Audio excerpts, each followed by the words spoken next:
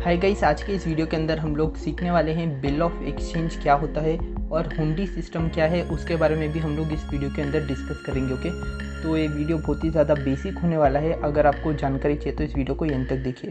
तो सबसे पहले हम लोग देखते हैं बिल ऑफ एक्सचेंज।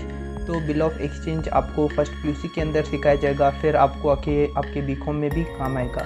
तो कॉमर्स स्टूडेंट के लिए कॉमन रहेगा। तो बिल ऑफ एक्सचेंज के बारे में जान लेते हैं। तो यहाँ पे हम लोग अगर बुक की जो सेंटेंस है उसके बारे में अगर हम लोग यहाँ पे देखें तो गुड्स कैन बी सोल्ड और बॉट फॉर कैश और in credit, payment is received immediately. अगर आप आके यहाँ पे गुड्स खरीदते हो तो आके यहाँ पे जो ट्रांजैक्शन है वो इमीडिएटली हो जाएगा।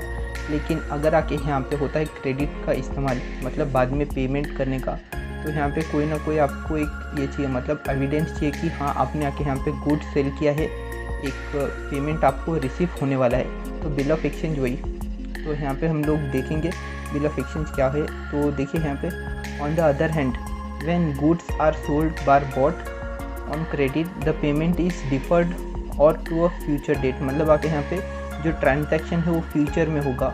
तो यहाँ पे उसी को हम लोग बिल ऑफ एक्सचेंज कहते हैं। यहाँ पे अगर हम लोग नॉर्मल अगर इसको देखा जाए तो बिल ऑफ एक्सचेंज क्या होता है, बिल जो कि आके यहाँ पे एक्सचेंज होगा, जिसमें आके आपको देना पड़ेगा एक पेपर, जिसके अंदर आके गवर्नमेंट का साइन, सील, जो कोई भी आके यहाँ पे पेमेंट करने वाला है उसका सिग्नेचर, उस सब कुछ आके यहाँ पे ज़रूरत पड़ेगा। और आप आके यहाँ पे इसको विड्रॉ कर सकते हो, मतलब यहाँ पे आप आके पेमेंट रिसीव कर सकते हो उस बिल के बदले में।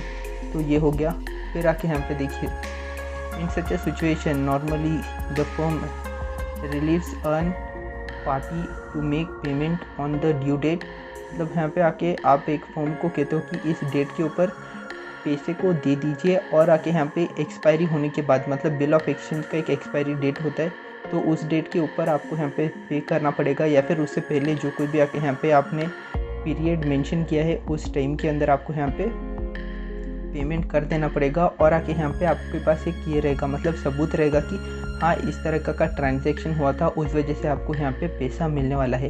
तो बिल ऑफ एक्सचेंज को आके एक बार आपको पता है, जब आके यहाँ पे कोई बड़ा कंपनी या फिर कोई भी छोटा व्यापारी यहाँ पे ज़रूरत रहता है उसको इमरजेंसी फंड, तो वो आके यहाँ पे बिल ऑफ एक्सचेंज को गिरवी रख सकता है। जैसे कि हम लोग सोना या फिर चांदी को इमरजेंसी फंड के टाइम पे हम लोग गिरवी रख के पैसा विड्रॉ करते हैं, सेम उसी तरह से बिल ऑफ एक्सचेंज को भी यहाँ पे मार्केट, मतलब जो हम लोग कहते हैं ना फाइनेंशियल इंस्ट्रूमेंट वाला जो बैंक है, वहाँ पे आप आके बिल ऑफ एक्सचेंज को गिरवी रख सकते हो, या फिर आप कह सकते हो कि आप आके बिल ऑफ एक्सचेंज को सस्ते रेट में ख़रीद लीजिए।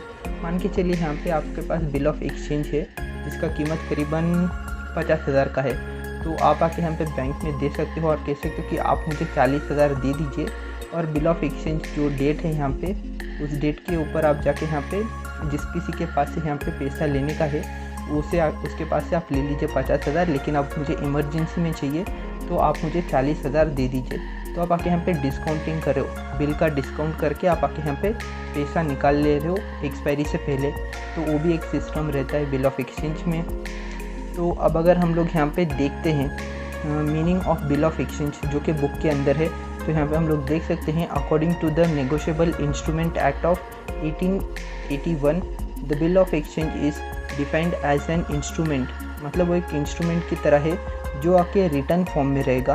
देखिए, instrument in writing containing an unconditional order signed by the maker directing an certain person to pay a certain sum of amount या फिर मनी कोई।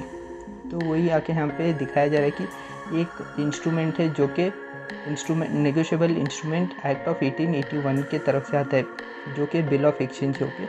तो ये एक बुकिश मीनिंग है जिसको आप आके लिख सकते हो एग्ज़ाम में और आपको मिल जाएगा मार्क्स।